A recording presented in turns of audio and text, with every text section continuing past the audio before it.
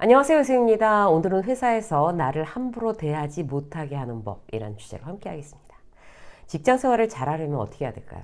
인정받고 인기가 많고 다 좋은데요. 그것보다 이제 우선적으로 생각해야 될 게 조직의 동료들이 나를 함부로 대하지 못하도록 예의를 지킬 수 있도록 내가 나를 지키는 거예요. 이건 직장 생활에서 대단히 중요한 규칙이죠. 누군가가 나를 함부로 대해서 기분이 상하거나 뭐 위축되거나 자존감이 떨어진다면 이걸 다시 끌어올리는 데는 시간과 에너지가 다시 필요해요. 처음부터 최대한 마음 상할 일을 만들지 않는 것이 효율이 좋습니다. 예를 들어서 나한테 뭐 이름 불러가며 슬쩍슬쩍 이상한 농담을 자꾸 하는 그런 선배가 있어서 어느 하루 딱 정색을 하고 거기에 대해서 딱 표현했어요. 그랬더니 뭘 그런 걸 그냥 까칠하게 그렇게 불어? 농담도 못하겠다 이 사람한테는 이러면서 오히려 내가 이상한 사람을 만들어 버리는 경우, 그런 경우 우리 경험 있죠. 이건 내가 까칠해서가 아니에요. 상대가 나한테 무례한 거지. 은근히 나를 무시하는 말투, 뭐 태도를 보인다. 그러면 사회생활 하면서 내 기준을 다시 한번 점검해 볼 필요가 있어요. 하나씩 체크해 보시자고요. 회사가 나를 함부로 하지 못하게, 동료들이 나를 그렇게 휘둘르지 못하게 할 수 있는 방법. 첫 번째, 필요 없는 말은 하지 않으셔야 됩니다. 내가 존중받기 위해서 사회생활에서 굉장히 중요한 조건이 있어요. 대표적인 게 신뢰라는 거잖아요. 신뢰는 자신이 매일매일 만들어 나가야 돼요. 신뢰에는 지속성, 일관성이 굉장히 중요해요. 한 번 신뢰를 딱 내가 얻었다고 해도 저절로 그게 쭉 유지되는 게 아니잖아요. 신뢰를 얻는 방법 중에 가장 쉬운 게 뭘까요? 가벼운 잡담과 불필요한 의견을 남발하지 않는다예요. 이것만 조심해도 굉장히 효과적이죠. 말 없는 사람보다 주로 말 많은 사람이 더 만만해 보이잖아요. 우리가 보통 말이 많을수록 뭐 무게감도 없어 보이고 실수할 가능성도 높아지고 경계조차 흐려집니다. 남들 뒷담화, 자기 사생활, 자기 감정에 대해서 물어보지도 않았는데, 궁금해하지도 않는데, 쉬지 않고 막 떠드는 스타일. 이 사회생활에서 거의 시한폭탄이에요. 이런 유형들은. 예를 들어 볼게요. 후배인 김대리가 과장님 시간 좀 괜찮으세요? 차나 한잔 하실래요? 이랬어요. 그래서 흔쾌히 이제 김 과장은 그럽시다 이랬어요. 그러더니 팀장하고의 갈등을 이제 김대리가 얘기하기 시작하는 거예요. 최근에 업무 때문에 연달아 질책당하고 보고선 3번이나 다시 썼는데 리젝트 당하고 그러면서 이제 김대리가 괴로운 심정을 얘기했어요. 처음에는 김 과장이 보기에도 그럴 수 있지. 그러면 굉장히 속상하니까 그럴 수 있지. 라고 생각했어요. 얼마나 고민이 됐겠어 이러면서. 직장 상사와의 갈등이 발생하고 계속 지속되고 있는데 참 김대리가 힘들겠구나. 그래서 이것저것 선배로서 조언해 줬어요. 근데 이거 웬걸? 한 번은 잘 상대를 해줬는데 그 이후부터 툭 하면 와가지고 계속 팀장 뒷담화를 그렇게 정성스럽게 하는 거예요. 그런데 김 과장 입장에서는 자기랑 직접적인 관계도 없는데 계속 그걸 들어주겠냐고요. 김 과장은 김 대리한테 이게 두세 번 반복될수록 얘는 어딜 가서 내 욕도 이렇게 하겠구나? 이런 생각이 들죠. 그다음부터 이제 비호감 되는 거예요. 김 대리는 그런데 착각할 수 있어요. 과장은 나의 속마음을 들어주고 이해하고 그런 선배가 하나라도 있어서 너무 다행이야. 이렇게 생각하고 임금님 귀는 당나귀 귀. 뭐 이러면서 계속 김 과장한테 말하려고 든다면 결국 자기 무덤 자기가 파는 겁니다. 또 다른 예. 경력사원이 입사했어요. 저녁을 먹는데 앞으로 잘 부탁한다 잘해보자 막 덕담이 오고 갔어요.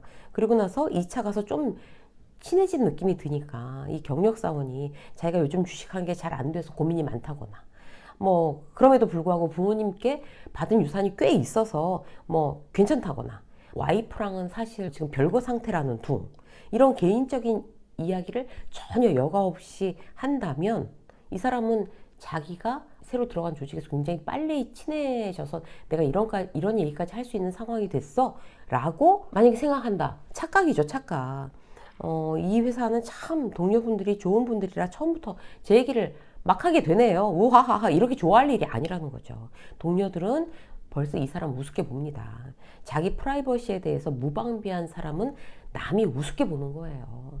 말할 때마다 약점이 잡히거든요. 그래서 이 부분을 굉장히 조심하셔야 돼요. 자, 두 번째.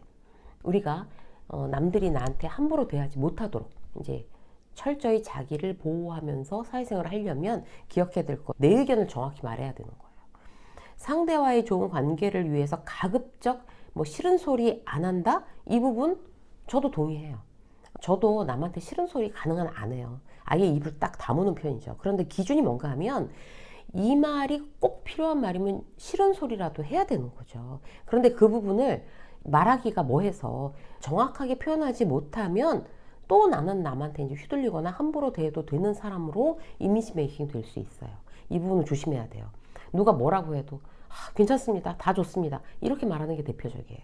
뭐가 다 좋아요. 뭐가 괜찮아요. 이런 말은 그냥 집에서나 써야 돼요. 가족들한테야 뭐 엄마는 다 좋아. 엄마는 다 괜찮아. 뭐 이래도 돼요. 사실 큰일 나지 않죠. 사랑으로 엮인 사이에서는 괜찮습니다. 근데 회사는 사회생활이잖아요. 그죠? 애매하게 말하는 거 그리고 막 다 괜찮다고 말하는 거 상대에 대한 배려라고 생각하지 마세요. 그거 착각이에요. 예를 들어서 애매하게 말하는 게 상대와의 관계에 좋다고 생각하면서 대부분의 의사를 그런 식으로 표현할 경우 사람들한테 무시당하기 쉽죠. 직장 상사가 회식 어디가 좋을까? 이렇게 물었는데 저는 어딜 가나 상관없습니다. 나 또 회식을 갔어요. 선배가 술을 따라준다고 하면서 김대리 뭐 마실래? 막 병 들고서 맥주? 소주? 이거 막 같이 섞어줄까? 이랬는데 아무거나 주십시오 이러면서 막 잔을 내밀어요. 실제 제가 이제 기업에서 교육이 끝나고 이제 교육 끝나고 다 같이 회식하는 자리에 제가 이제 참여할 수밖에 없는 상황이 벌어졌을 때 가서 실제로 본 내용이에요. 아무거나 주십시오 이러더라고요. 아니 왜 아무거나 그걸 선배에 대한 배려라고 생각하는 건 아주 착각이고요. 이렇게 사소한 것조차 정확하게 말해버릇하는 게 나한테 아주 유리합니다. 저는 맥주 주십시오. 맥주 좋아합니다. 이렇게 정확하게 자기 표현하는 거. 특히 업무에 관해서는 더 조심해야 되는 거죠. 옆 팀에서 업무를 떠다 넘겨요. 이건 영업에서 좀 진행해줘. 이랬어요. 구차하게 이유를 달아가면서. 근데 전혀 이해가 안 되는 거예요. 이해가 안 되지만 그냥 좋은 게 좋은 거니까 그냥 해주고 말자. 이렇게 하면 안 된다는 거죠. 이게 아니라 이게 저희 업무가 아닌데 왜 저희 쪽에 지금 이렇게 토스하시는 건지 여쭤봐도 될까요? 정중하게 매너 있게 물어봐야 되는 거예요. 속으로는 동의하지 않지만 가만히 있으면 상대는 내가 동의했다라고 받아들입니다. 그게 직장 생활이에요. 포인트는 뭐예요? 정중하게 내 의견을 표현하는 겁니다. 자, 세 번째, 비즈니스 매너가 몸에 배어 있다. 딱 몸에 배어 있어야 누가 나를 함부로 하지 않습니다. 매너라는 게 하루아침에 되지 않아요. 티가 나요. 그런 척 하는 건지, 그게 몸에 배어 있는 건지, 악수를 하거나 눈을 맞추고 인사를 하거나 명함을 건네는 것도 한 번만 보면 상대는 이 사람이 얼마나 매너가 있는지 실력이 있는지 느낄 수가 있어요. 만약 선배랑 후배랑 같은 거래처를 이제 방문을 했어요. 선배의 매너, 태도 이런 걸 후배가 보잖아요. 옆에서. 아무리 후배라고 하더라도 선배가 제대로 된 비즈니스 매너를 구사하지 못한다. 어설프다 이러면 속으로 선배라도 우습게 봅니다. 저 선배한테는 배울 게 없어. 이렇게. 이런 생각이 들어가는 순간 무심코라도 선배를 무시하죠. 매너가 좋은 사람에게 함부로 하지 못해요. 사람들이 저절로 그렇게 되거든요. 반대의 경우도 마찬가지예요. 후배가 깔끔한 차림에 인사도 잘하고 정확하게 단정하게 얘기하고 선배들 오면 꼬박꼬박 일어나서 인사하고 점심값을 계산한 선배한테는 아주 진심으로 정성을 다해서 감사의 인사를 전할 줄 알고 모든 행동을 보면 저 친구 참 잘 자랐구나 이런 느낌 딱 주는 그런 어린 후배들 있잖아요. 그 후배를 함부로 할 선배가 있을까요? 없어요. 없다는 거죠. 무례한 사람은요 예의를 갖춘 사람한테 약해져요. 예의는 그 사람의 수준을 보여주는 거고 자기 보호막입니다. 그래서 예의를 갖추는 거 너무 중요한 거고요. 네 번째, 일을 잘해야 돼요. 이건 하나만한 이야기에서 제가 뺄까 하다가 그냥 언급만 하고 넘어가려고 제가 말씀드려요. 앞에서 제가 말씀드린 첫 번째, 두 번째, 세 번째 이게 정말 다 된다 하더라도 일을 잘 못하면 그 사람 무시당하죠. 당연히. 선배를 보고 저 선배는 참 사람은 좋은데 무능해? 이런 순간 아무것도 아니게 된단 말이에요. 직장 생활에서의 원칙은 곱셈이라고 보시면 됩니다. 자, 말수도 적고 매너가 좋고 자기 의견을 확실히 표현한다. 이게 각각 2점, 2점, 2점이라고 해요. 다 곱셈이 되는 거죠. 그럼 8이에요. 8점이 되는 거예요. 곱셈이잖아요. 그런데 여기서 마지막으로 일을 못해. 뭐 일이 제로야. 그럼 어떻게 돼요? 이거 다 곱해야 되는데 그냥 제로가 되는 거예요. 아무것도 아니란 얘기죠. 업무 능력이 제로까지는 아니지만 일을 잘하는 수준이 1 정도밖에 안 된다. 그러면 뭐 그 곱하기에 어떤 의미도 없잖아요. 지금 그냥 똑같이 8점. 그러면 다른 걸 다 2점, 2점, 2점 맞아도 경쟁력이 없는 거죠. 무조건 퍼포먼스를 내야 하고 실력으로 자기 존재감을 확보하는 게 최우선이에요. 그래서 일 잘하는 것도 2점. 다 2점.